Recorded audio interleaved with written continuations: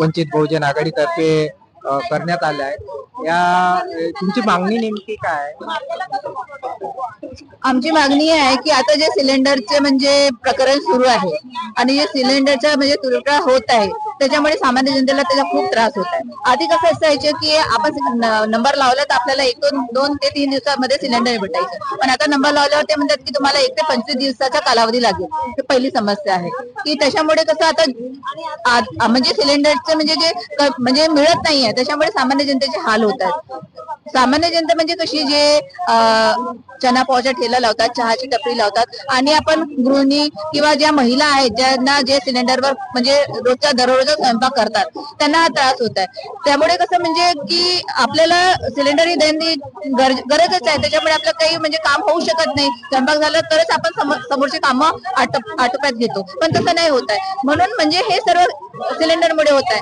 आणि हे का बरं होत आहे तुम्हाला माहितीच आहे की जी आपले माननीय प्रधानमंत्री मोदीजी आहेत त्यांच्या ऍब्सेंट फाईल मध्ये नाव आलंय आणि डोनाल्ड ट्रम्प जे आहेत त्यांच्या इशाऱ्यावर ते पूर्ण नाचत आहेत। जे जे म्हणतील ते करत आहेत। म्हणून आपल्याला जे आपण जे इराण कडून तेल किंवा पेट्रोल किंवा जे काही येत होतं सामान ते आता म्हणजे नाही मित्र देश होता पण आपण मित्र देशाची युद्धामध्ये उभं राहिलो नाही त्यांच्या मागेशी, म्हणून आपल्याला सर्व समस्यांचा सामना करावा लागत होता। तरी पण मोदीजी या सामान्य जनतेचे जे दैनंदिन जीवनाच्या ज्या गरजा आहेत त्या तरी पूर्ण करत नाहीये, पण जे चुनाव रॅली आहे प्रचार सुरू आहे त्याच्यामध्ये ते व्यस्त आहेत। म्हणजे त्यांना सामान्य जनतेशी काही लेणं देणं नाही, म्हणून आपल्याला हा पूर्ण त्रास होत आहे। वरून सिलेंडर जसं मिळत नाही त्यामुळे पण आश्रम शाळा असो किंवा शाळा असो, कॉलेज असो, हॉस्टेल असो, तिथे जे मुलं बाहेर शिकून येतात त्यांना 2-2 दिवस झाले तर जेवण मिळत नाहीये। आणि आपण म्हणजे काळ्या पण महाग झालेल्या आहे, आपण जंगल तोडू शकत नाही, म्हणून काळे जे महाग झाले ते आपल्याला आता मिळत नाही। तर मग सामान्य जनतेने जेवण म्हणजे कसं करावं की किती दिवस उपासमार करावी।